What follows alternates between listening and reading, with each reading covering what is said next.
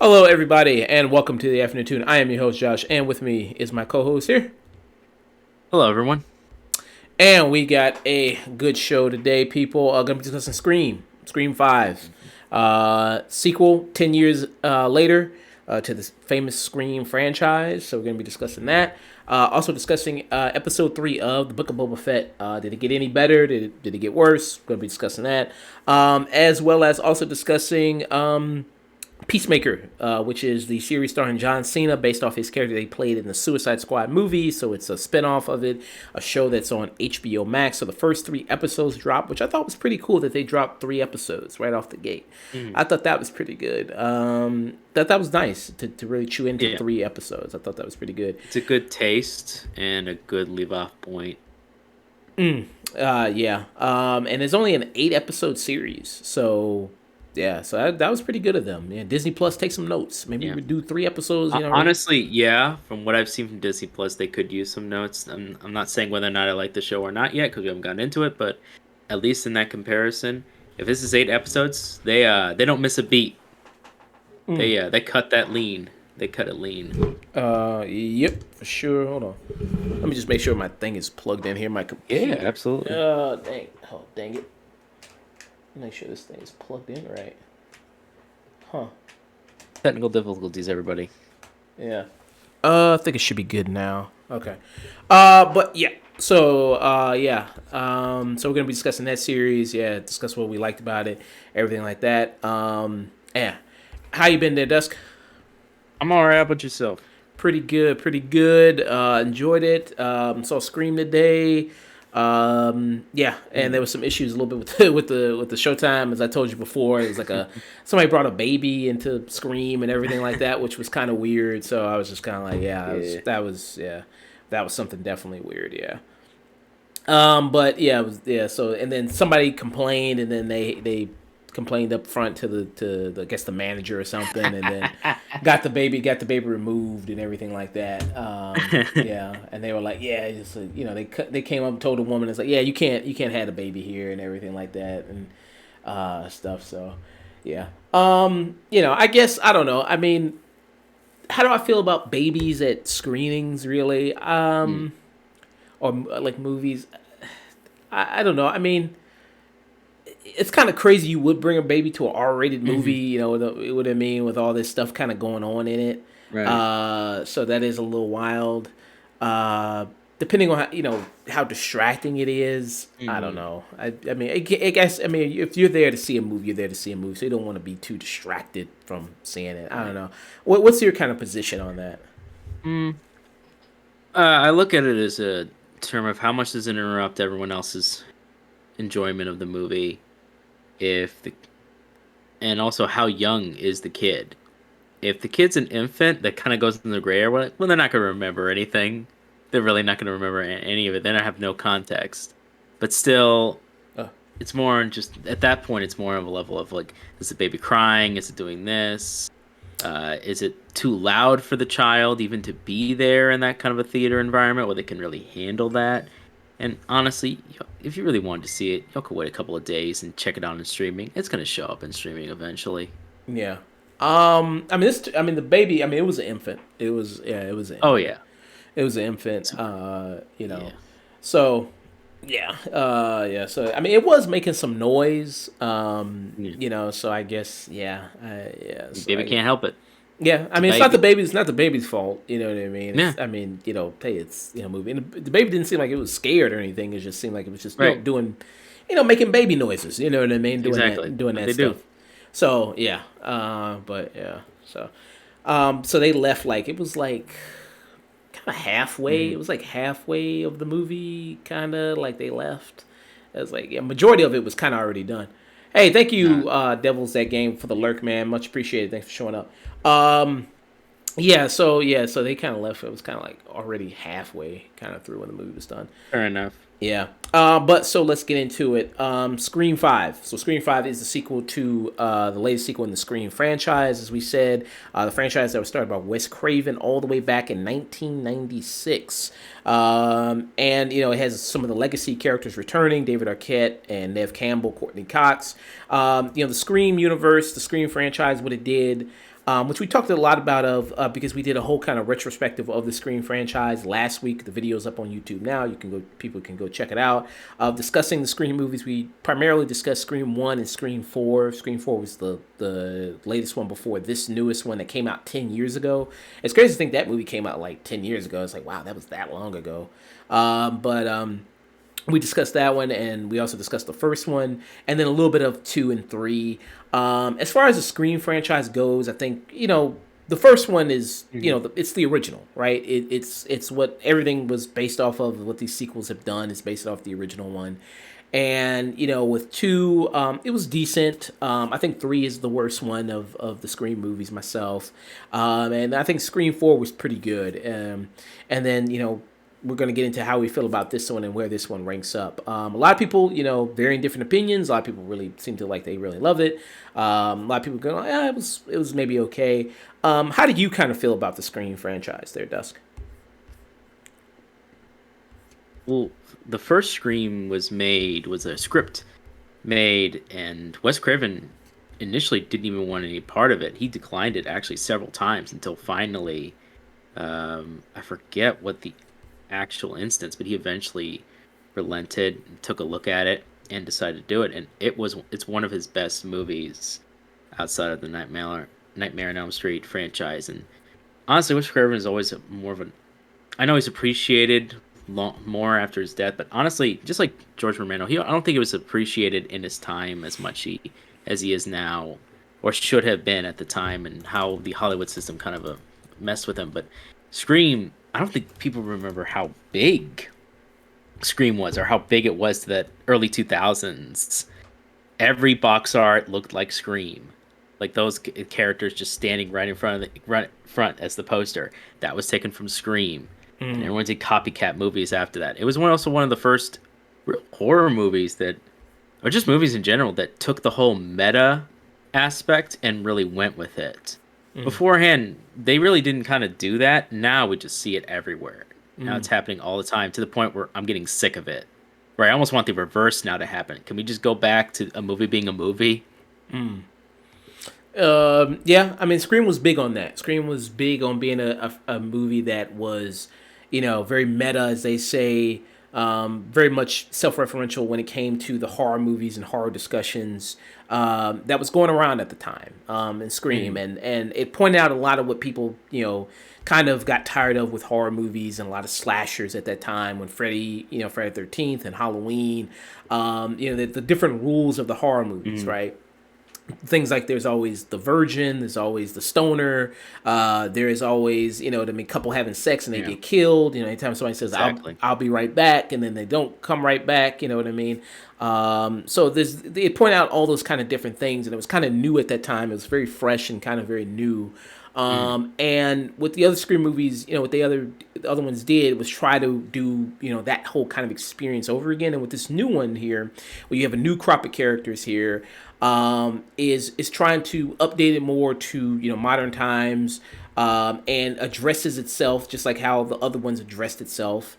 With this being, as they say in the movie, the Scream 5, where they call it a requel, as they call it. Which is, it's like, well, it's not really a sequel, but it's not really a reboot. It's kind of like this mismatch of other things. It's like, you can't really, just completely start over and do a complete remake, because people will hate that. But, people don't want a straight direct sequel, which I've never heard the term requel before. I don't know if you've ever heard that term before. So I think that's taken from another term. I guess try to separate it more to make sure. But I haven't heard that specific version, but I know exactly what you're talking about, where it's like it's not a sequel, but it's like a reboot, but it's not quite a reboot, because they are taking aspects from the other movies and treating them as in canon, quote unquote.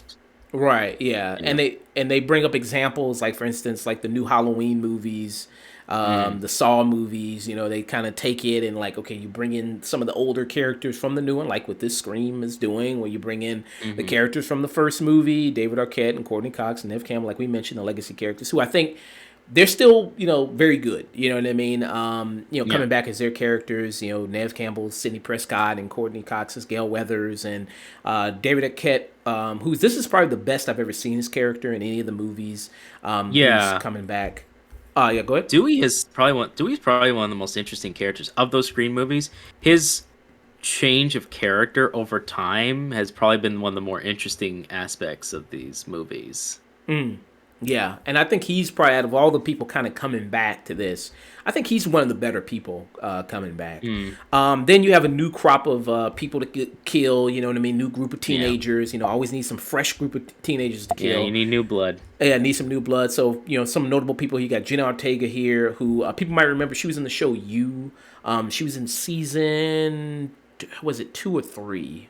Mm. I think she was in season 3. I think it was. And she was in that season.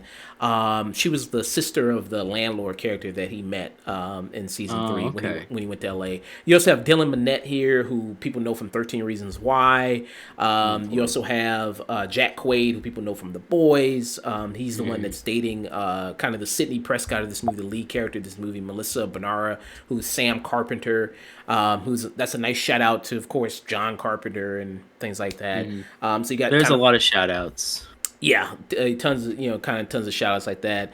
You also have when we said like, okay, in the terms of a requel, you have to have characters who are attached or even bring back characters from the original. So in this one, the whole big thing is like the killer of these movies in this movie is attacking people who are who've been basically attached to the original murders in the first Scream, and the killings in the Scream movies. So you have characters, who are like who's this? There's an actress named Jasmine Brown who plays Mindy, and her brother, and they're the nieces and nephews of the Jamie Kennedy character from the first one.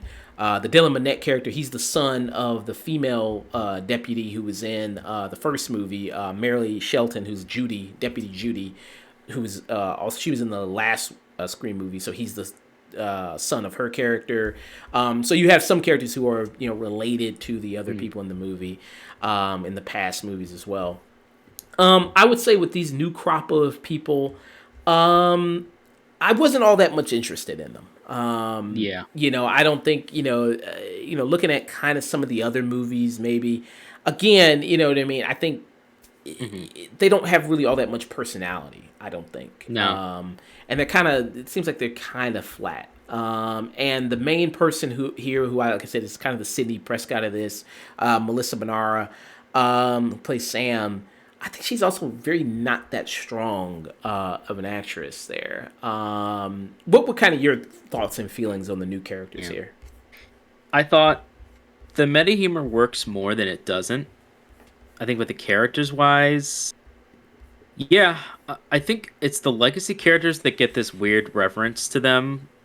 Dewey is my personal favorite. I think he just is a much more interesting portrayal in this, and kind of feels like a good final encapsulation of that character. Into okay, so much time has kind of passed, and he's been through all these different experiences. I mean, they even mentioned on one hand, just like, hey, just people who cared about Scream 4, those like 10 people, that character is fine. She actually made it out. She's cool. We mentioned it like a really quick. If you're interested, that's a little cameo for that person. Their name dropped.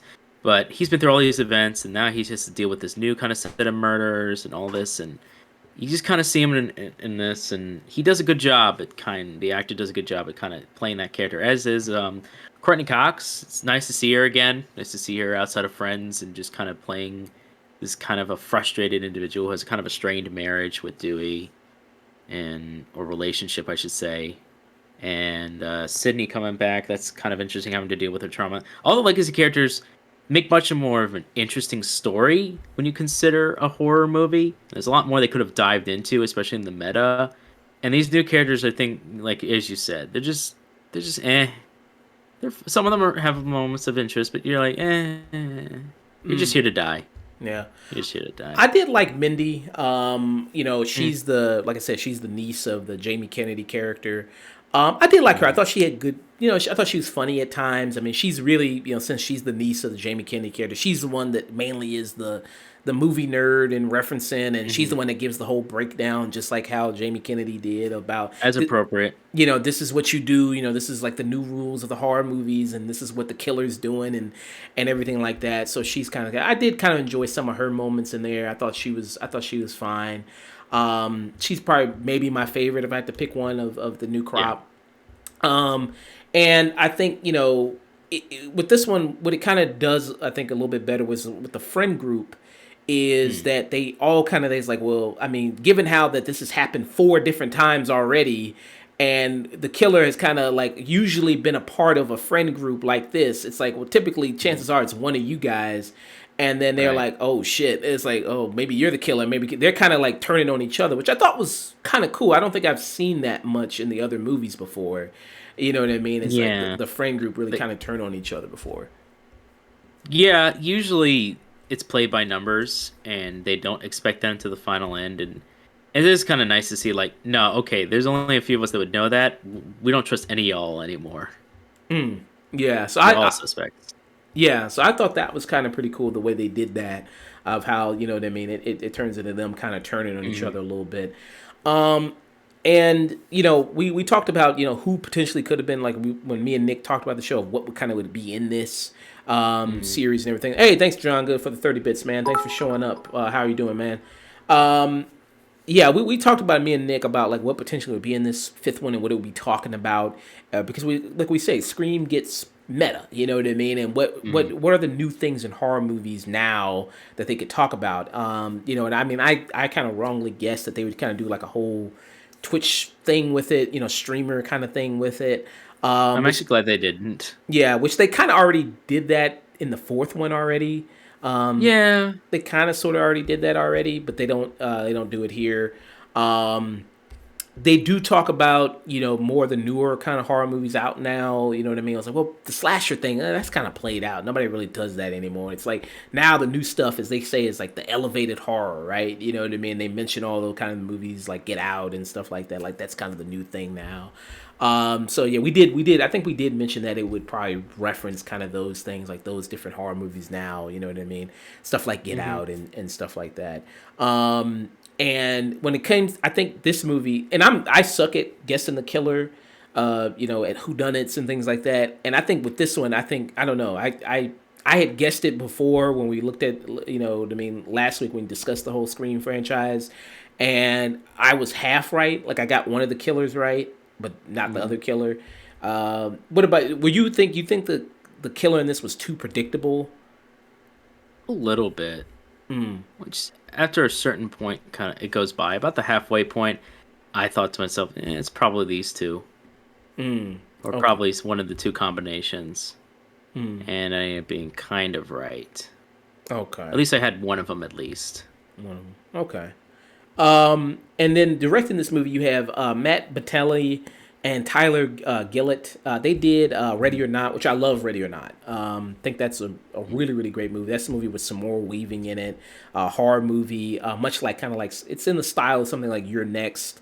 Very very good movie. And then they're here to direct this one. I would say the stabbings, in this very brutal. Very, Mm. very much. I mean, it was. I mean, in all the other Scream movies, it was never really this violent when it came to the stabbings. This one, it's really visceral. I mean, you know what I mean. Mm. There's even one person who gets gutted, pretty much in this, and I think that's just the sensibilities they have, especially coming from something like doing Ready or Not and things like that. That it's definitely you feel it a lot more than I think you've ever felt it before in any of the other Scream movies.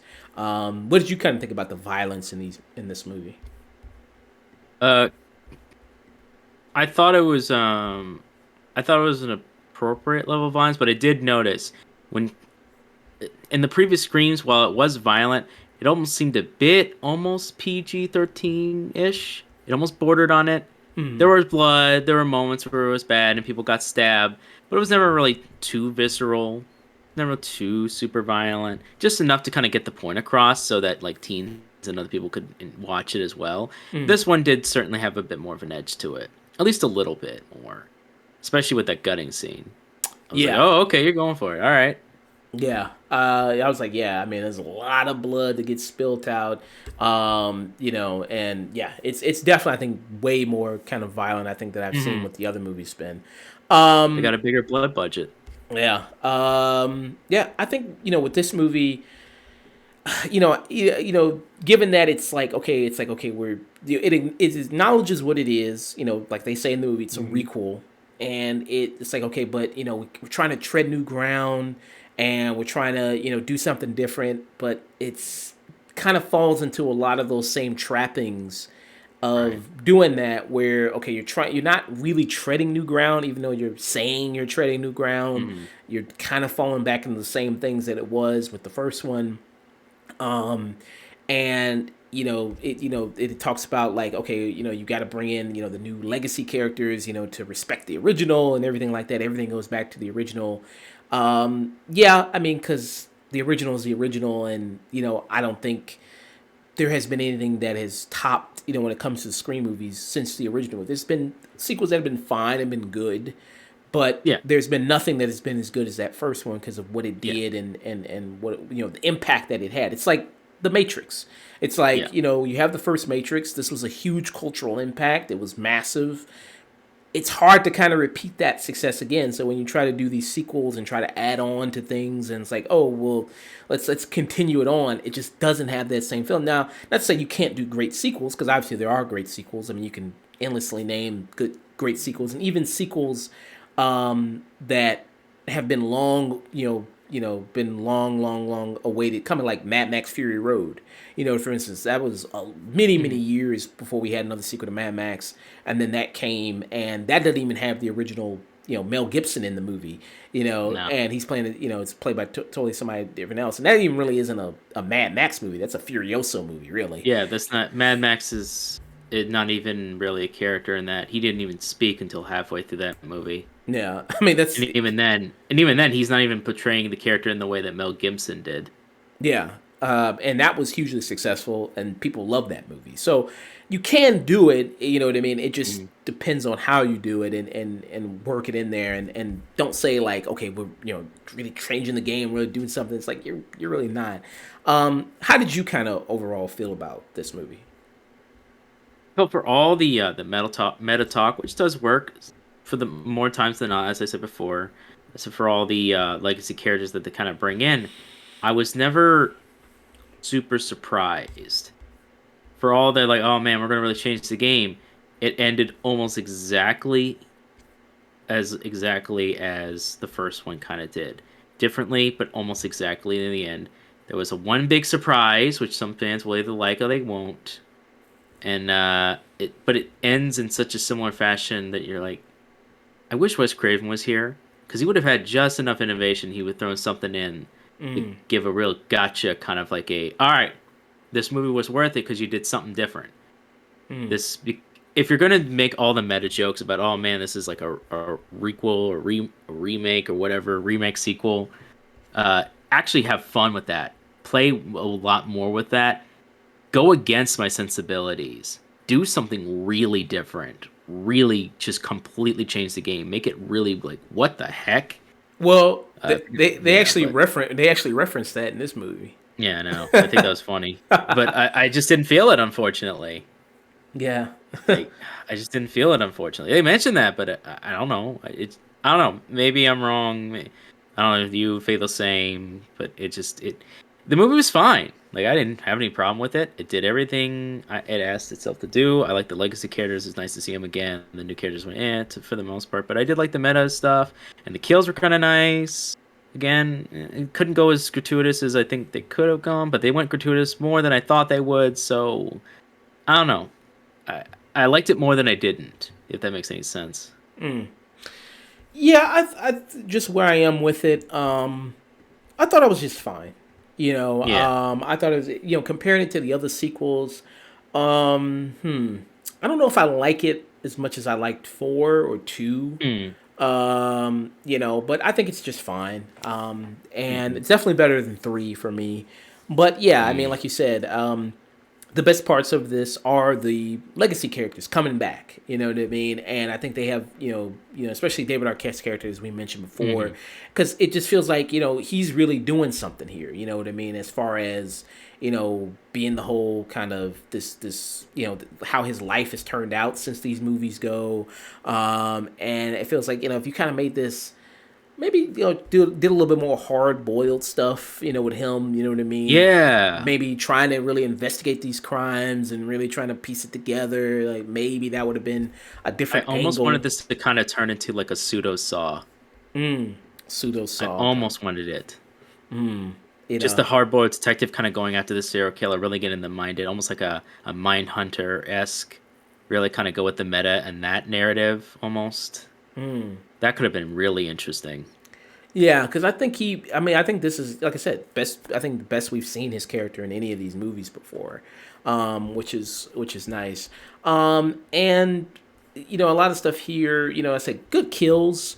You know Mm, what I mean. And then when they do the final act in this, yeah. again, the whole thing when they do with the final act, I guess it's appropriate for maybe modern times, the way they kind of update it a little bit, the motive Mm. and everything, with the kind of killers and everything like that. I don't know. I didn't think it was ridiculous at all. What did you kind of think about the third Uh, act? uh, the third act kind of fell apart when you kind of have these characters explaining why they're doing what they're doing. And I kind of went, oh man, really? That's why you're kind of doing this? I mean, I get it. I get why you're doing it, but that's kind of lame. I was hoping for something a little bit more substantial, but I guess you are young and dumb. Sure, why not? I'll let you have it. But I wish it was more. I felt it was kind of like it took more work to make it work than I think they could have done in alternate means. Yeah. But I did like the final like conversations at the end. That was kind of nice between Courtney Cox and Sydney and the other characters. That was kind of nice, especially what happens to a certain character. That was nice. Yeah. Javon Good said, "So the killer is young. He's trying to piece together the clues, huh? Well, they're all Piece it together like Dewey. yeah. Well, they're all young. I mean, you know what I mean. Yeah. They're all young. Yeah. To wrap this up. I mean, I guess if you're a massive Scream person and you love these movies and you love We a saw it lot already. a lot of them, then I guess you'll really like this one too. I don't think it's that much of a huge departure from Yeah. the other movies that it goes like, what the fuck is this? I think it's No. right. It's No, right not at along all. right along the line of what these movies have been. It's just that it It wasn't doesn't. a Matrix Resurrections. Yeah, it was. It wasn't too much of a Mesa Resurrection situation here. This one it goes all the way with the meta stuff, but that's what Scream has always done anyway. So, Mm. that's what it's always been. So if you're a big fan of these movies, I don't see this being too much. I mean, you would like hate this one. It's just that it's got the formula, and you're making it, and there you go. It's kind of the form that you had. It's like kind of like a meal that you eat, but then somebody adds a salad next to it. It's like, okay, it doesn't really make big of a difference if I eat this meal, but then I eat it with a salad. Doesn't really make that big of a difference. You know what I mean? So it's not shaking up things too much. It's not trying to do any. It's like maybe tries to attempt to maybe do something new, and then says it's trying to be this Mhm. kind of new thing, but not really. And Mhm. yeah, I give it a stream it. I'd say it's a relatively good stream it.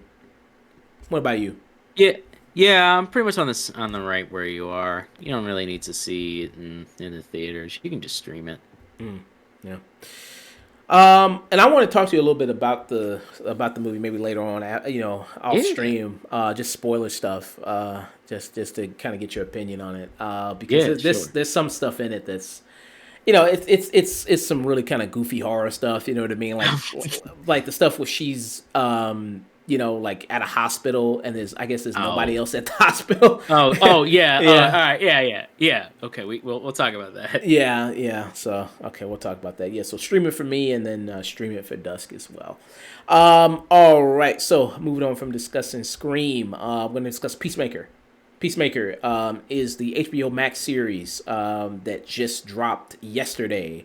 3 episodes, which we said is pretty good. Dropped nice, good 3 episodes. You know what I mean? I very Mm-hmm. much appreciated that. You get a good sense of feeling of what the show is all about, what the show's doing, the premise of the show, where the show's going.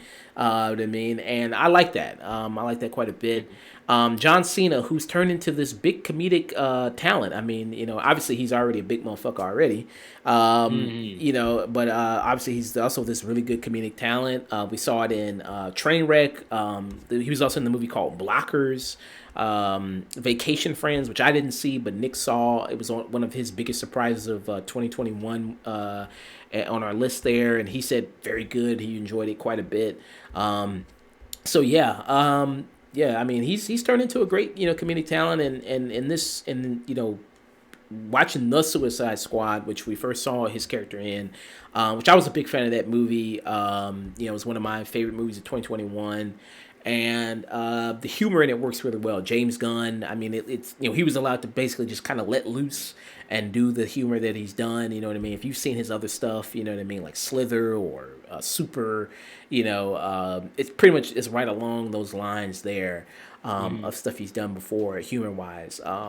And here, it pretty much is what that character was in the in a little bit in the Yeah. Suicide Squad, just a little bit kind of toned down a Tweaked. little bit, you know what I mean? Because Yeah. actually, now that he's the protagonist of his own show, you know what I mean? You have to kind of make him a little bit more heroic, you know what I mean? I mean, he's still dumb as hell in a way, and Yeah. but in a very funny way. And the humor in this, I think, works a lot. Like I said, John Mm. Cena is great in this role. Um, and the violence matches, the comedy really matches, as well as the violence in this, the gore. I mean they're not afraid to definitely show some bloodiness in this at all, and as well as nudity. I mean, you'll get that as well in this. So Mhm. you know what I mean, they'll show it full on, no problem. Yeah, and I'll say right off the bat, I really enjoyed this. I mean, it's my type of superhero thing. It's my type of, you know what I mean. It's definitely a departure. If you're feeling like a little superhero burnt out, it's like I can't deal with all this superhero shit, and it's all the same. If you're a person who feels like that, Mhm. then I think this is a different change of pace for you. Much like The Boys, much like Invincible, Mhm. or something like that. It very, very much is. It'd be a different kind of change of pace. What did you kind of you feel about this? Um, you mentioned The Boys and Invincible, which I think is interesting because while I was watching this, I didn't get that. I got okay. I think a lot of people will mention this as this, but there's a difference. Uh, Garth Edwards isn't a part of all this, which means it's not horribly awfully cynical. Like it doesn't hate you for liking comics or hate you for liking what you like. It's just dealing with the character in a situation that the title of the character is ironic. And that kind of works in an interesting way. Usually wouldn't, but it works. John Cena, he's very much his character, and I do like that the consequences from the Suicide Squad actually follows into the show. Mm, He does actually feel bad about some of the things he's had to do. He does actually is questioning himself on some of those actions. But in a weird way, he's kind of been trained by birth to have this just insurmountable bravado that he doesn't want to show it, but but there is a while I'm laughing, I'm also like really sad, sad while watching him because it's almost pathetic. Like mm, he's this guy who could kill everyone in the room that's talking shit to him, but he doesn't. And it doesn't really occur to him because that's just not his interest to do so. So mm, he just kind of takes a lot of crap. And he says things that are really rude or awful, but then when you explain it to him, he's like, "No, that's not what I meant at all. Like that's totally rude. Why would I say that?" And you're like, "But you just said that." Well, but that's not what I meant. And you're like, "But you said it." Well, it's not what I meant. God, get off me already. And yeah. it's just like, oh my God. Everyone's a jerk in this series. Everyone's either a sociopath, a psychopath, or very like sad and depressed, and yet everything is at 11. Mm, Everything is pushed to 11. And somehow, if it was with any other guy, anyone else but Shane Black, this would fall apart immediately. But somehow, the Mad Lad finds just a little bit of moments where he can be genuinely funny or genuine little human moments that keep me from normally where I'd be like, this isn't really that interesting. And then I'll have a little kernel moment where I'm like, okay, I'll watch a little bit longer. And then by the time that's in the episode's over, I'm like, all right, I'm gonna see the next episode. Let's keep going. Mm, And then episode 2, like, okay, all right, I'm in it. yeah. I almost the first episode's a slow burn, I'll say that. Bit Mm, of a slow burn. It doesn't really start off great, but then about halfway in, you're like, okay, all right. And then it ends like in a really funny way. And you're like, okay. mm, And ever yeah. since that, by the end of episode 3, I'm like, okay, I'm sold. I'm Yeah. gonna see where this goes. Yeah, like you mentioned, so if you watch Suicide Squad, it follows the plot line, as far as the storyline of his character from that movie into this. Because if you know the Suicide Squad, so it's all about, what I mean, basically giving criminals, planting bombs in their necks and giving them a mission to do on the bidding of Amanda Waller and the government. And here, so it's still, at the end of that movie, spoiler alert if you haven't seen The Suicide Squad, which is also on HBO Max, you can watch it right now. So at his character got shot, whole building fell on top of him. But somehow he survived. You know what I mean? Somehow he lived through that. Luckiest man in the world, as the doctor says at the beginning of the series. And he's still working for the government because he still got the bomb planted in his neck. You know what I mean? And it's like, okay, well, we're not gonna send you back to prison, but you're still gonna do missions for us, killing people because that's what you do well. Because he's an expert on every single weapon imaginable in human society and can kill people with anything. So it's like, okay, you got a great set of skills, so we're gonna use you. And he's working with the team that was also kind of appeared in the first movie as well, with an added new addition of actress Daniel Brooks, who was in Orange Is the New Black. Daniela Brooks, she was in Orange Is the New Black. So that's where I seen her before. Oh, okay. Yeah. I didn't know that.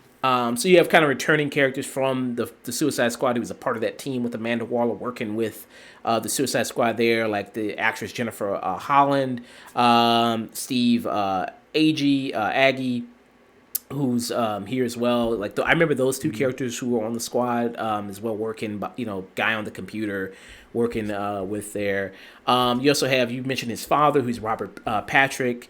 Who's a complete, just basically he's a white supremacist. I mean, basically, Yeah, basically. yeah. Who's his father? So it's like when you see his father, it's like, well, of course, you know what I mean. It's like, well, this is of course how you turned out. I mean, look how you were raised. I mean, you actually, it's a miracle you're even as maybe good as you Decent. are. You know, Yeah, as yeah, decent-esque of a human being as you are. yeah. I mean, it's almost kind of a miracle, almost, honestly. Who's a great performance from Robert Patrick, actually. You know what I Mm-hmm. mean? Really good from him. Everybody does like a good job. Like you said, everybody is pretty much psychotic. I mean, because even people who, because they're working on this job, getting this whole working with Peacemaker, because they say it's basically punishment for what they did to her, Amanda Waller, in the Suicide Squad movie. And like I said, I mean, they've been doing this job for a long time, so they kind of don't have any emotion behind just killing people because they see it as like, well, hey, it's for the greater good. I mean, that's what we do. You know what I mean? They say we need to kill this person. We need to kill this person. It must be for a good reason, so why question it? So they kind of just don't have any feelings too much about it.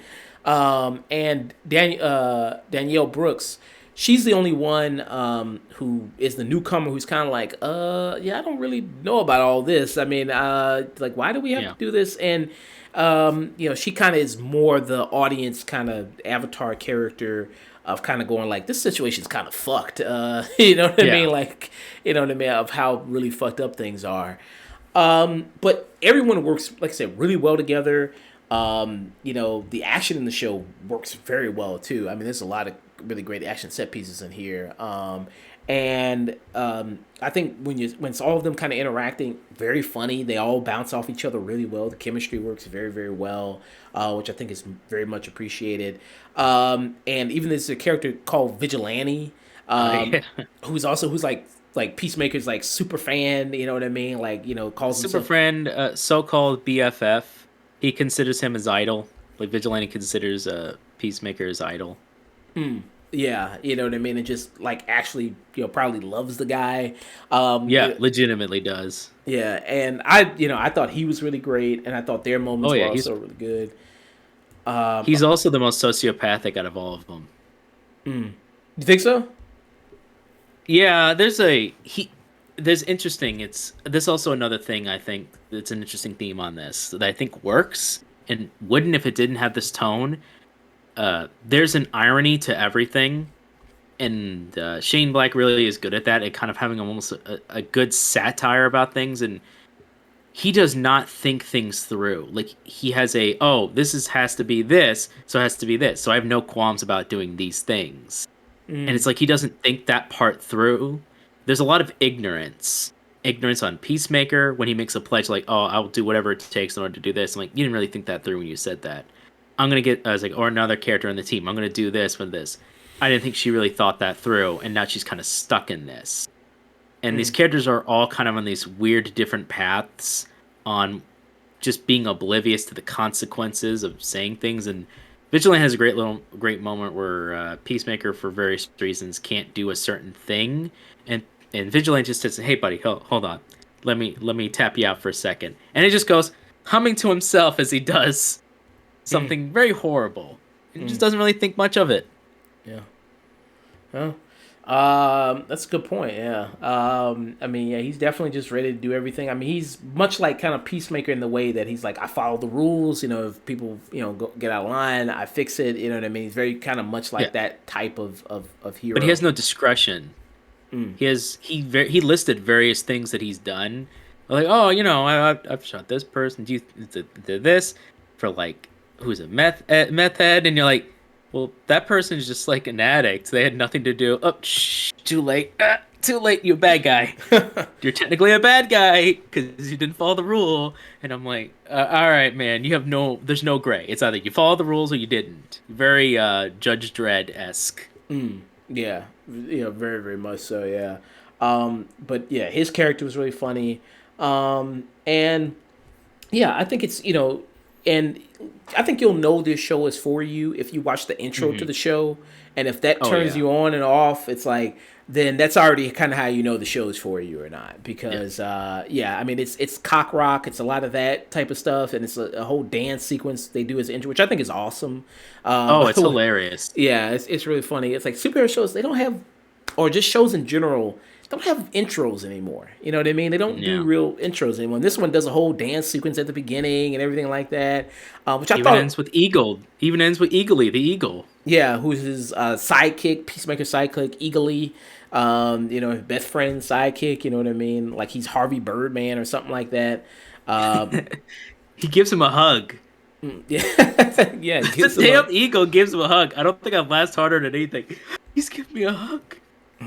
I and I think John Cena is the lead of this. I mean, he's perfect. I mean, he works really Yeah. well. He hits the timing really well and is very very good. And I think that's what also sells the series very very well.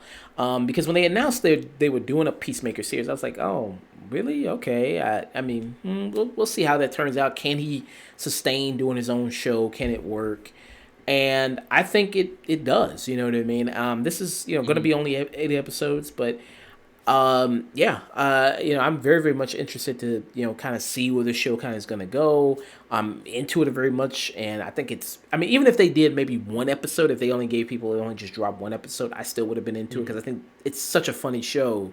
In the stuff they do, even the first episode where he's in the hospital and then he's like, okay, I got to tell somebody something. He tells just the janitor, you know what I mean, who smoked weed with him. And then I thought that whole interaction was really funny. That was pretty good. So yeah, I enjoyed the series a lot, man. I'd give it a high tune in. I think it works on a lot of levels. Mhm. The cast is great. The violence is there. Not to say like you need violence to be an adult show or anything like that, but it's No. what you can expect from a character Peacemaker, which you Right. saw him do in the Suicide Squad. So they don't tone that down. No, if anything, they turn it up. Yeah, yeah, they turned it up here. So yeah, I really enjoyed it a lot, man. Were there any downsides for you at all? Some of the some humor works, some does not. It gets kind of all right. Okay, this is kind of annoying. So I kind that could it depends on your type of humor. Some works for some people, some might work for other. I think structurally also. there are some tonal issues in this show sometimes where you're like, okay, it's really hard to be bouncing back and forth. Sometimes, a lot of times it works, but there are a few times where the tonal shifts aren't as appropriate. But it's gotten a bit better now that it's gotten to the third episode. In the very beginning, it's the first episode was probably the least balanced, but as it's gone on, it's gotten a bit better on what really this tone of the show is. Honestly, after the first episode, that intro makes a whole lot more sense when you just how insane everything kind of is. My favorite moment, without any spoilers for what's happening, there's a character in the third episode that another character is being tortured, and he says, he's like, "Oh, I'm gonna break you," and he's hurting this other character. He's like, and the other character goes, "No, I will never stop. I will never give in." And he's the person that's torturing says, "I know how much this hurts you. We've watched and we know that human beings are empathetic to their fellow man, and this hurts them." And it's like the saddest thing at the same time. Like, yeah, you're right, but also this is the show, and no one's been a single bit empathetic throughout this entire show. You have the wrong cast. This is the wrong show, bud. Uh, go check out Young Justice. Like, maybe check that out, or the Justice League or some crap. Uh, but honestly, yeah, I think this is for those that really like this. I think everyone does a great job casting. I like the little moments that certain characters have. I like just the weird pulls from all the weird, like the C tier characters from DC that nobody knows about aside from hardcore comic people. How many people know about the Vigilante? How many even people knew about Peacemaker before the Suicide Squad? Right. I don't. I don't know any of that stuff. Judo Master. Yeah. Judo Master. Yeah, you're like, all right, we're just gonna throw a Judo Master in here. Sure, why not? Why the heck not? So I think that'll be a treat for those people who really who are like, oh man, these are characters that I never thought be on anything outside of something really hardcore. I think that's a nice treat for them, and yeah, I think overall, I've had fun. I had fun watching this. It was a little bit of a little bit of a slow start for me. I wasn't getting into it, but by the end of it, of that first episode, I've been on with it since. I've been understanding its tone a bit more after that. But so yeah, I have to give this like a solid tune in. This is a solid time. I'm gonna enjoy the next couple episodes. Mm. I can't wait till they're coming out. I'm looking forward to it because I'm curious to see where this is gonna go, and I've actually enjoyed this a little bit more than I did The Boys. Mm. Wow. The Boys for me, unfortunately, similar to Preacher with Garth Edwards, is a very great satire, but it's very clear to me that he hates the medium in which he's talking. Mm. And it's very clear to me that Shane does not. And it completely shows in the tone. Shane. He's being Shane Black. James Whatever. Gunn. Sorry. James Gunn, damn. Sorry, my bad. James Gunn. Yeah, you're right, Slither and all that. He clearly has a love for this kind of stuff. And you can tell. The producers, everybody is really liking it. The Boys is a satire, but it's much more of like a depressing satire. And I'm not really, it's just like, okay, cool. I can't even have superheroes anymore. Appreciate it. Got it. At least in this world, it feels like, oh yeah, Superman can exist in this, Zack Snyder Superman can exist in this world. Not real Superman, but Superman can exist. And Batman, sure. I like they even introduced the idea of Batmite. That was just thrown in there. And then like, Batmite, you're like, oh man, how many people are even going to know about that character? Yeah. There's clearly a lot of people who enjoy this, and I think if you're willing to at least try something different and you don't want to be kind of depressed, this is a fun little show. Fun show. I'm curious to see more of it. Yeah, and when I compared it to The Boys, I didn't mean like it during. It's like just like it because The Boys is more like more cynical. It's a satire on the superhero stuff, and then throws in much social commentary stuff with that with the superhero medium. This show I just meant like in style. Yeah, it's kind of in style, just in terms of I think it's a different change of pace than your normal superhero stuff that you see like with the Marvel movies and maybe even like some of the DC movies they do like with Wonder Woman or Aquaman. It's like, okay, I'm kind of tired of all that different shit. No, you know what I mean? I think like the Defenders. It felt almost like a Daredevil. We're seeing it on the street level, or like, well, how did the normal people just clean up crazy crap? Like if they're doing all this big superhero stuff, like what do normal human beings have to do in order to kind of compete? And you're like, well, you're gonna have to desensitize yourself. You're gonna have to do some really screwed up crap, and unfortunately, kill people that don't deserve it. They don't deserve to die, and but it happens because you don't want your appearance or word to get out, and so you take innocent lives, and that takes a toll. And yeah, they seem closed off, but every character that kind of shows off, there's also like that hint of sadness that you're like, they're just kind of desensitized and really sad. They can't appreciate the small things because they do what no people wants to do. No. Yeah. Yeah. So me and you both high tune in. Yeah, Solid. You gave it a solid tune in. yeah, yeah. Solid tune in, kind of bordering on a high, but I'll give it a solid tune in. It was fun. I Yeah. enjoyed it. Yeah, so solid tune in from you, and I think yeah, strong tune in for me. High tune in for me. All right, so moving on from discussing Peacemaker, we're going to be discussing Book of Boba Fett. So this is Hmm. episode 3, chapter 3, as they name it in the series of good old Boba Fett. In this series, we kind of see a little bit more of, kind of explain the story, kind of get into some more things here. Um, I will still say that Hmm. even with this episode 3, I'm not still sold on the series, and it only Hmm. has 4 episodes left, and it kind of hasn't won me over all that much yet. How do you kind of feel about it? I'm right there with you. I said it before with Nick was here. I'm like, I was looking at my watch, like, all right, what are you trying to tell me?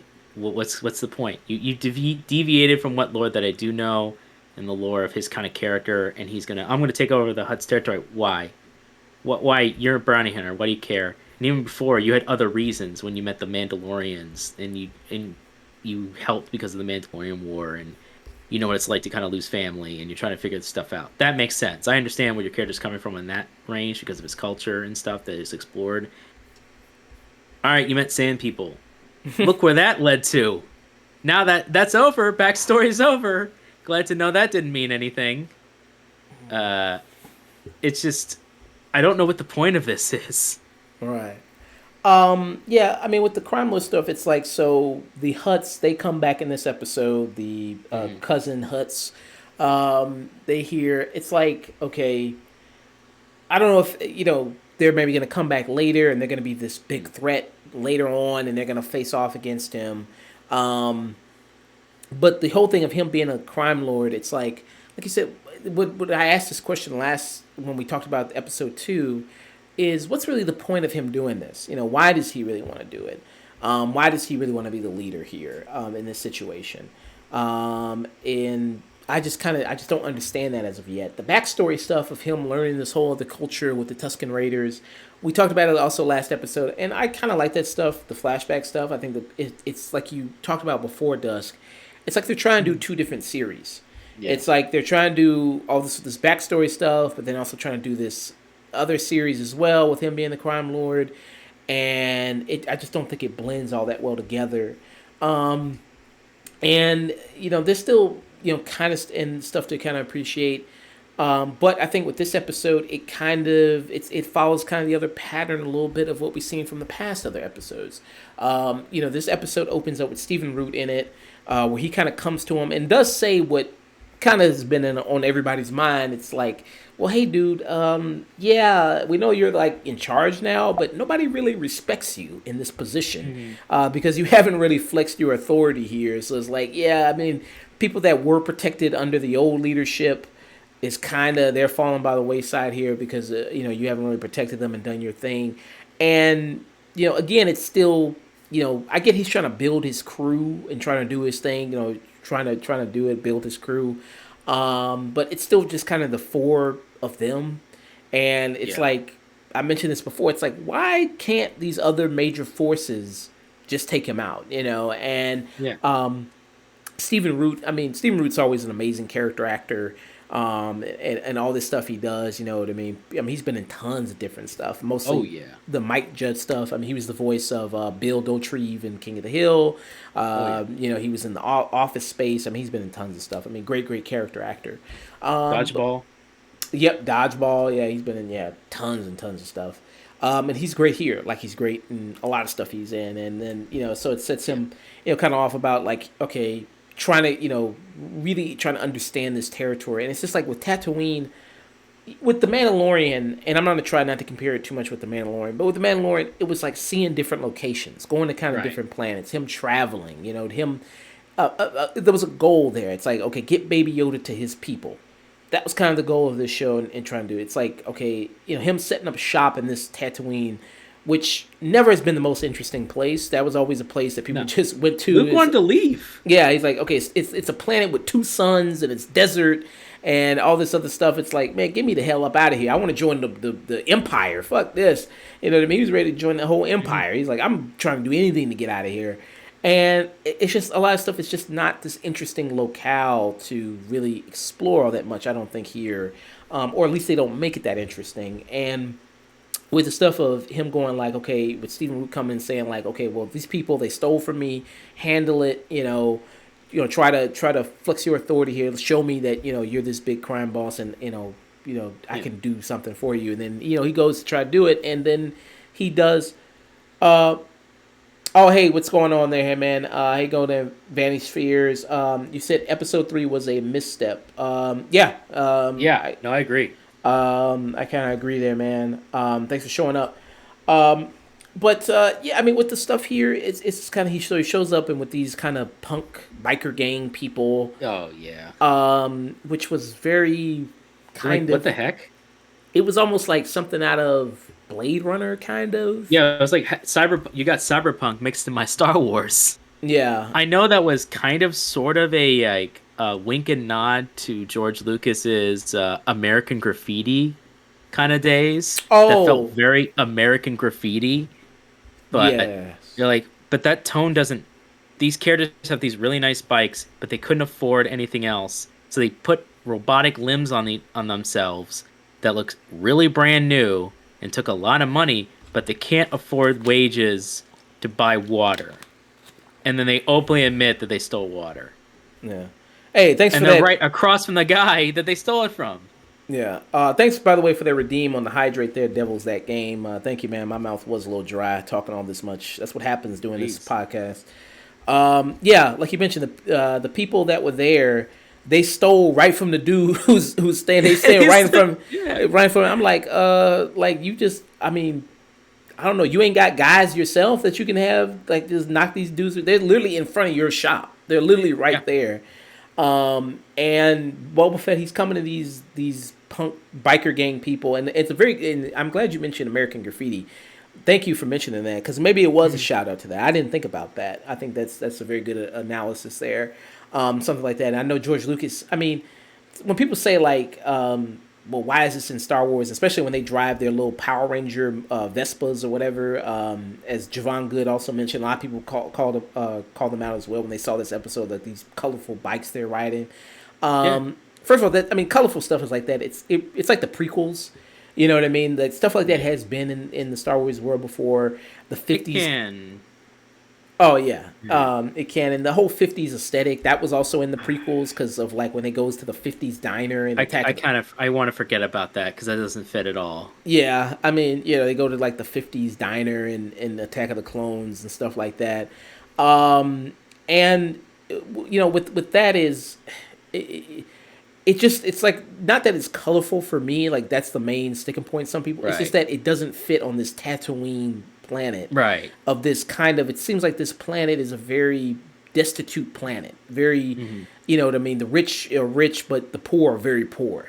You know what I Right. mean? It's a clear, huge imbalance there, and that's why there's all this crime and everything like Hmm. that there in this planet. But their vehicles looked like the colors have been really desaturated and beat up, and all these extra doodads were on old things that that it looks like almost painted on crudely, Hmm. and they're trying to make it like this. Then I'd be like, oh, that's like a homage to that, and they're just trying to stand out. They're trying to put some amount of color in a really like saturated area like Tatooine. They're trying to stand out. Hmm. And if the machinery actually fits Star Wars machinery that it's supposedly set in that era, it would be a lot more gritty and more almost especially if they can't afford limbs that look like their body, they could it would look a lot more almost cybernetic, a lot more uh yeah, just honestly just gritty, more mechanical.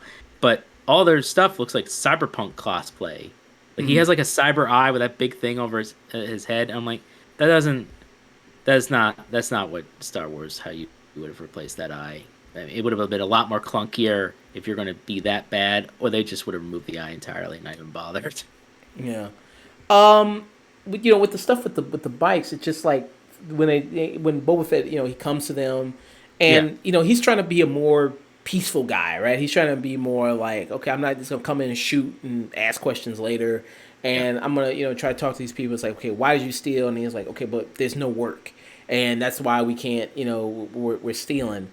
Even though they got these nice looking ass bikes, I mean, I like know. these bikes look brand new. It's like, wow, I guess Yeah, you must not be working, but how you get these nice ass bikes like this, all shiny and yeah, nice colors? It's like, damn, I guess you spent a lot of yeah. time working on the bike then. Yeah, and Uh, one of that, and the guy with the eye even makes a notice at the very end where they talk like keep your eyes open. He's like, "Oh, sorry." He's like, "No, it's all right. No, it's all right, mate. I paid a lot of money for this eye." And you're like, "Oh, so you paid a lot of money for your cybernetic implant, but not for water. Got it." yeah, it's like maybe I don't know if you can afford to keep these bikes in nice condition and afford that new eye and maybe that like maybe I don't know maybe you could afford to get off planet maybe and Yeah, you could have pulled a bunch of money and just left. you There's know ships that come and go. You could just leave. yeah I mean I don't know maybe I don't know their financial situation but it's just like I don't know it I just don't know seems the like financial situation. I don't know but maybe it's like maybe you could have left I don't know but Mistakes were made. yeah. So he recruits them and things like that, pissing off Stephen Root. Because he's like, okay, fine, here you go. His half of what the water is worth, that you think it's worth. We're gonna give it to you, and then I'm gonna take this crew, and then everything like that. It's like, I get they're trying to. It's done almost in such a clunky way of the way they're trying to Yeah, do. Where he's building an organization, a crew yeah, of people, because to take on these threats that are eventually going to come from people that he's probably pissing off. It's almost like a video game type thing, yeah. It where really you does. where you play like maybe Mass Effect, and it's like Mm. okay, you're trying to get together a Oh, crew. don't even degrade Mass Effect. This is more like Saints Row. This is like early Saints Row. Yeah, like Not even Saints Row 2. Not even Saints Row 2. The great Saints Row 2. so yeah, maybe something like Saints Row. You're trying to maybe get your crew together, do something, and then hey, thank you for the follow there, Jump Scare Guy 22. Thank you so much, man. So yeah, much like yeah, he's trying to gather a crew because very very much he's trying to they're trying to build up people that's going to help him in the future to take on all these bigger threats that eventually is going to come, Yeah, and it's not that exciting because you know these threats are kind of going to come yeah. eventually of all the people that he's kind of maybe rubbing the wrong way as he's trying to do this thing, and trying to the learning process goes. And as Javon Good, he's mentioned, never let Robert Rodriguez direct a chase scene. That chase was so slow. That chase was terrible. Oh, oh yeah. It was god awful. That when they ride these, because there's a scene where they go and try to meet with the mayor, and then the mayor's assistant. Again, it feels like a lot of this episode. It feels like we're on repeat because it's a lot of the same beats of okay, he goes to talk to the mayor again. Then he goes to he gets he sits on his throne and then has other people come and talk to him. It's like okay, what's the issue today? And then people talk to him about the issue, and then he tries to fix the issue that people talked to him about when he's sitting on the throne. It's like it just feels like such a repeat of what we've already seen. It, Uh, yeah, go ahead. oh no, I'm good. I've been talking a lot about the show. Go ahead, man. Yeah, Uh, this okay. So when I was watching this episode, it made me realize why I haven't really gotten into this. And I think what a lot of people have brought up before is this doesn't feel like Boba Fett, and I think I understand now why. This feels like a show that was written for a completely different character, a completely new character. But that character did not have enough clout to take over in that absence. So they got Boba Fett to take over because they knew that character wouldn't have enough to get this show off the ground. Because a lot of moves that Boba Fett makes in this, they've had to do a lot of retconning to do, so he doesn't do what Boba Fett does. The whole situation with those kids, those I call them kids because they're basically teenagers. They don't look poor. They wear really fashionable new clothes, and he just shows up and he goes, "Hey, you owe him money, pay it." No, we don't feel like it. Old Boba Fett would have shot one of them just instantly. All right, shot one of them. Let's try that again. You owe them money. Now you have one less person. I suggest you pay it. I'm the daimo. You hand that over now. You handle it. If otherwise, I'm going to take you, capture you all, and I'm going to put you in the mines to pay it off. And you're like, he wouldn't have, he took no crap and he would have done some stuff like that. Or he would have let them handle it however they want to handle it and say it's bygones be bygones. But it feels like this character, it's almost like his partner, played by the actress who voiced Mulan, and Ming Na Wen. Ming Na Wing, also Melinda May and Shield, Agents of Shield, one of the best characters on Agents of Shield. Yep. Honestly, I almost would have been all right. Fine, this is your show. You seem to have a better beat on what's going on here. Why don't you take it over? Because this doesn't Boba Fett doesn't feel Boba Fett, and she might as well just take it over because she has the better analysis of things. He's like, I have to send a message. Nah, they'll just come to you. What happens? Oh, they come to you. Like everything she says is like to counter him when he makes a suggestion. It feels like the Worf problem from Star Trek. And I'm not even a big Star Trek fan, but I know people who are. And how do you show a character is big and strong? Well, we'll have him beat up Worf. And that's so you know, Worf is a powerful Klingon, so that means you gotta take him seriously. But then Worf gets beaten up like every 3 episodes. So really, by unfortunate happenstance, because you do it so often, that also makes Worf seem like a weak character because he gets beaten up so often. This feels like that. It feels like a character that was meant to be something else, and then the Mandalorian was successful, and then like, oh, well, we really don't have a big idea for Boba Fett, so we're just going to shoehorn Boba Fett into this character and kind of meld them into two. And we'll throw in some characters, from legacy characters from the EU, and make people kind of sort of happy with that. Yeah. And a legacy character they kind of bring in from kind of the EU is the Wookiee character. What's the Wookiee's name again? Blanking on the Wookiee. Something. I forgot the Wookiee's character. I know it's like Crescent, KRSS. Chrysanthemum. Something. Yeah, it's a chrysanthemum. Chrysanthemum, yeah. Chrysanthemum is the Wookiee's name. And I was excited when I saw that, not because I know the character from the EU, but I'm like, oh man, I bet you there's going to be a good fight scene later on that's going to happen in the series between him and Boba Fett. And then he comes the very next episode. In this episode, he's coming into Boba Fett's place. First of all, I don't even know how he snuck in there. It's a giant, it's a huge Wookiee that's the size of, bigger, it's the size of a fucking gorilla.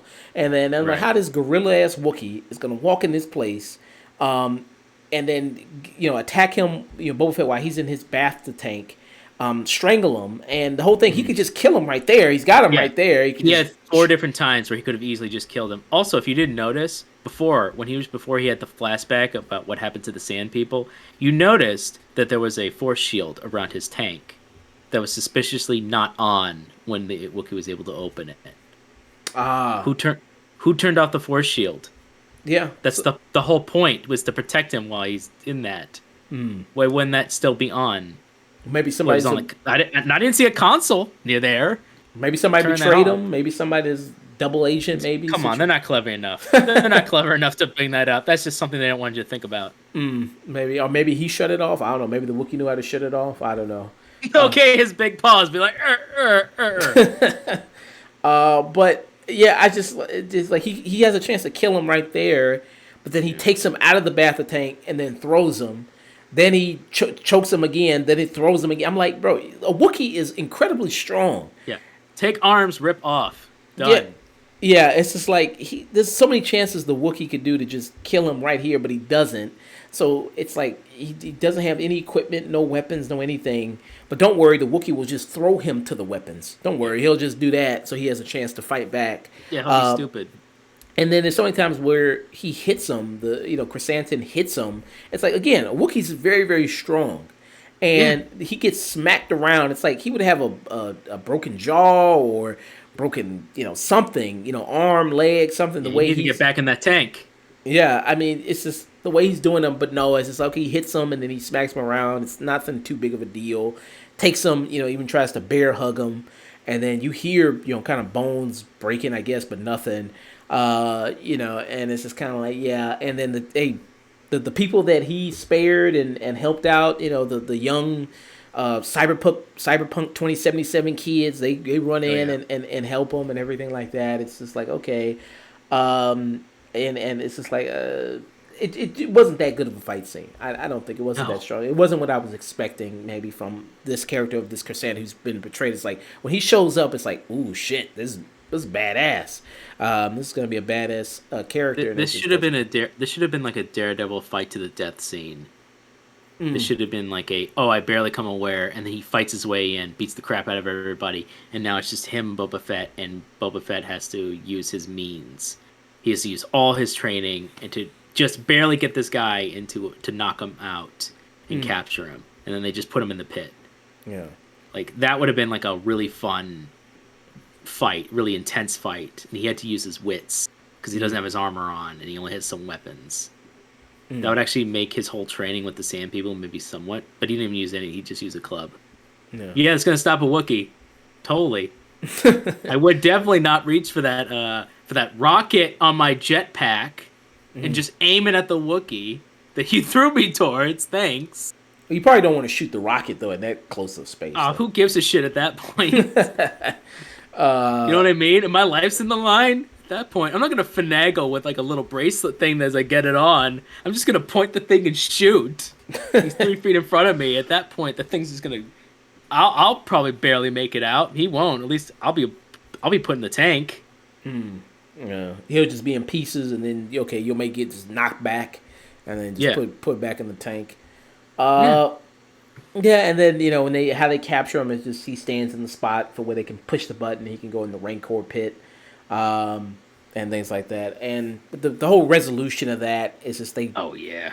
I mean, they just kind of just let him go. I mean, like okay. I mean, And he's like, hey man, I know what it's like to work for crappy people. And I love even Chrysanthemum looks at him as the way that I was looking at him, like what the f? yeah. Like you're just gonna let me go? Yeah. Like even he was in disbelief.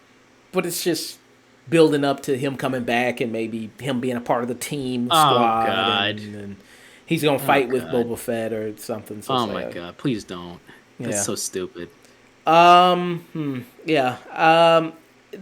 Something I like though. I did like the Rancor stuff. Like Danny Trejo is the Rancor. That's oh yeah, Uncle Danny showing up. I was like, oh man, is that Uncle Danny? And it was. Yeah. Everything about the Rancor stuff was fine. Yeah, I thought that it does kind of it adds more stuff. Like just what they did with the Tusken Raiders. It adds more mythology to these different characters in Star Wars. Something that obviously when George Lucas was making this all the way back in 1977, it's like just like with Boba Fett. It's just like I made Boba Fett because he was cool. I mean, you know what I mean? It's like, okay, he's this cool bounty hunter character, whatever. Then all of a sudden people took that, they loved the character, then then tons of people added more onto it and, more characterization, more, background, everything like this. And they did tons of stuff with the character. So with this, with the Rancor stuff, it's like, no, this is actually a very emotionally intelligent creature, and you know what I mean. And you got to treat him right, and he'll, kind of like a dog, and he'll kind of, kind of base his personality and off of you and everything like that. And so I thought that was pretty nice. I thought that was kind of cool, Ringo stuff. And if it's building up towards him potentially, fucking up shit with a Rancor and him riding it. Okay, I'd be up for that. Sounds kind of all for it. That sounds kind of Something, badass. anything. Yeah. Javon Good said that the Wookiee was cracking his back like Spider-Man in No Way Home. It was very Kingpin-esque, I would say. More. Yeah. It was very like when Kingpin takes. If you ever seen like Kingpin take Spider-Man and just squeeze him or something like that, it felt very much like that. Yeah. Yeah. I just don't know what you're doing with this series. I just don't know what you're doing, man. Where is it going? I'm just kind of confused on that element, and I think hearing about the concept of the show, the whole crime lord stuff, Boba Fett, I thought was cool. I was like, okay, all right, I'm prepared for this. And then Ming-Na Wen, I'm always excited to see more Ming-Na Wen. In anything. And again, she's I think one of the best things in here, even more so than Boba Fett. Because like you said, she really seems like she she knows what to do here. You know what I mean? And she does like all about this crime life, and is like, okay, listen, you need to be kind of ruthless, and you need to dominate kind of with an iron fist here in order for to kind of get the respect. And maybe it's going to be a situation where maybe he's going to see maybe her side of things more, because there was after the attack he experienced from Chrysanthemum, he was like, okay, I need to strike back, I need to fight back, and I need to show people. But the whole stuff, it's like I just don't see really like what's stopping these major forces from just taking him out. You know what I mean? He leaves all the time. Like they all Yeah. go together to go and Yeah. do stuff. They don't. Yeah. I'm like, you don't leave One anybody. ambush and the whole empire's over. Yeah, One yeah, ambush. yeah. It's like it's like it seems like you could handle this situation Yeah. pretty if you're that Yeah. bothered Like by it. again, I would actually be totally cool with a show that showed the anarchy that happened after Hutt's absence.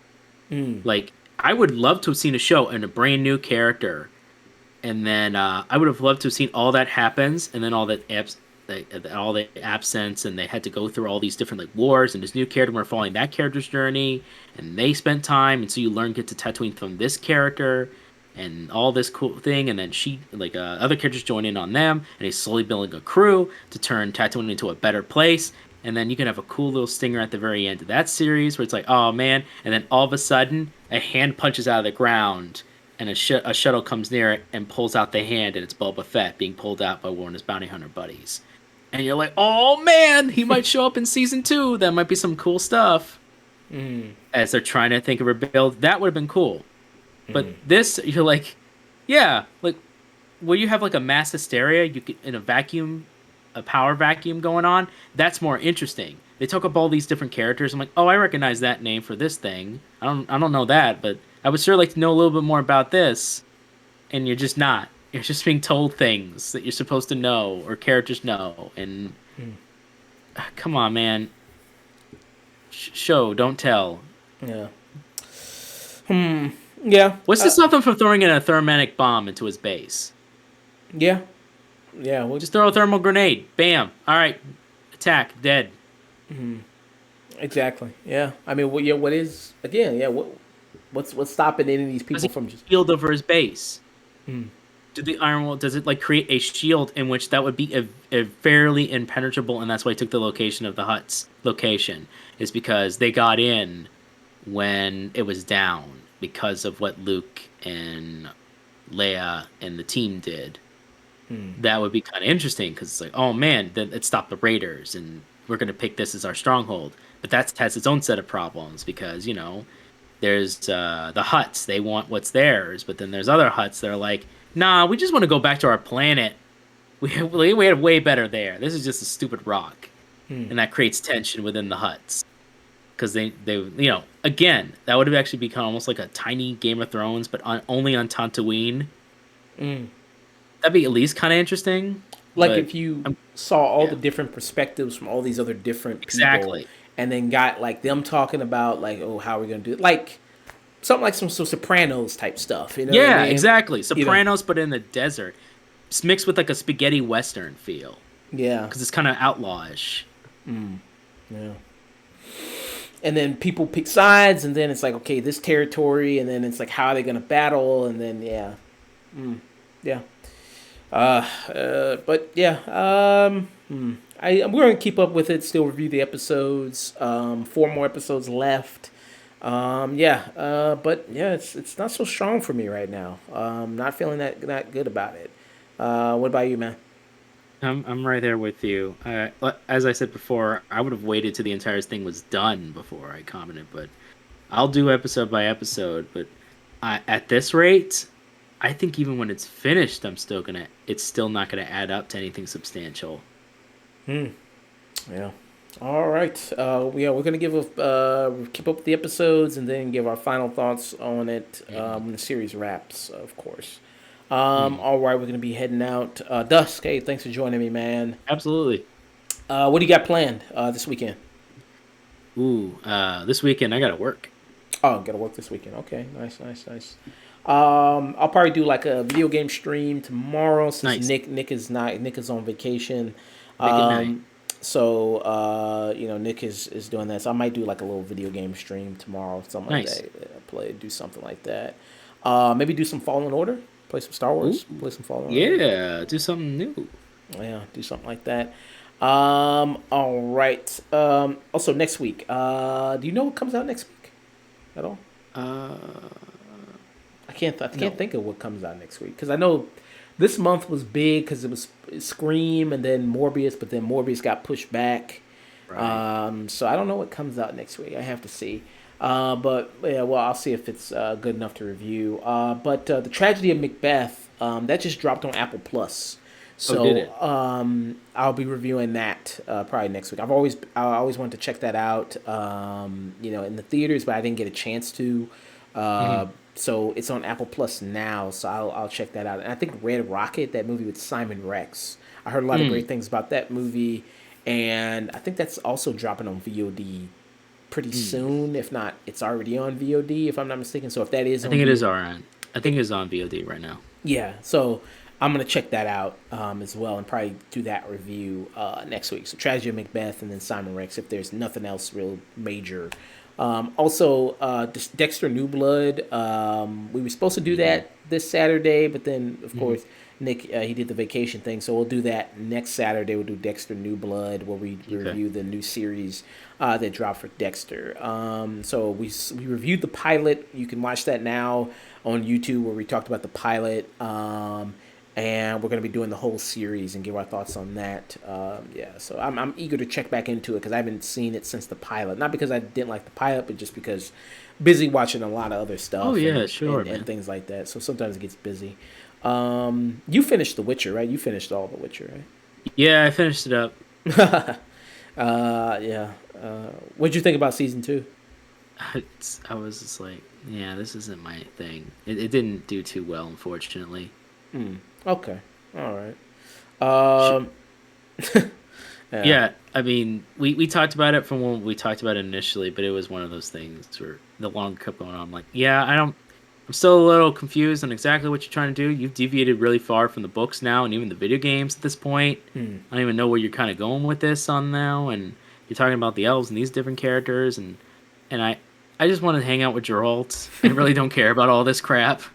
Just want to see him slay some monsters and Yeah, just. man, come on. That's what I play the video games for. Okay. Yeah. Yeah. I don't know. I think I'm gonna maybe. I think I got to start over. I got to watch season one again and start that shit over again. I got to start over again. I Um. mean, uh, good luck, brother. If you find out more things about it, you let me know. yeah. All right. We're gonna be heading out of here. So hey, people, you can always check us out on all the various social medias, right? Twitter, Instagram, Facebook, TikTok, all the Afternoon Tune. You can also check us out on Twitch, twitch.tv. Of course, we're streaming right here. Twitch.tv/the Afternoon Tune every Friday, Saturday, typically 8:30 p.m. Central Standard Time. You can also check us out on YouTube. Just type in youtube.com and type in the Afternoon Tune. We'll be right there for you people. Yeah, if you want to send us an email, we're at theafternoontune@gmail.com. We're also wherever you listen to podcasts, Apple Podcasts, Spotify, Anchor. If you're on Apple Podcasts, hey, leave a decent review if you can, 5 stars. That helps boost up the podcast a lot. That does a lot for us. Yeah. Hope you enjoy. Like, comment, subscribe, follow, do all that great stuff on all our various platforms. We're trying to do a resolution this year, do 1K on all the platforms. That's my resolution this year. So we're going to be finding somebody to rate. I'm going to do Vanish Fears. He popped by, so I'm going to do a rate of him. But to all you people out there, hope you enjoyed it. Hope you're watching the show. And don't forget to always stay Stay tuned. tuned. All right, so I'm gonna raid somebody real quick. Vanish Fears. I'm gonna raid Ooh, him real quick, and then we're gonna be heading out. sounds good, man. Yeah. Probably tonight. I'm probably gonna maybe watch Scream 3. Probably tonight. I haven't seen Scream 3 in a while, so I'll probably watch that tonight. Yeah, just cause Mm. just kind of bored tonight. Things like that. So, yeah, and I can't wait to talk to you about some of those spoilers there. Oh yeah. Words. Okay, so we're gonna be heading out here. So Vanish Fears, VANISPHERES. People check him out, follow him. Good, very, very good streamer. Enjoy his work. So head out, people. Peace. All right.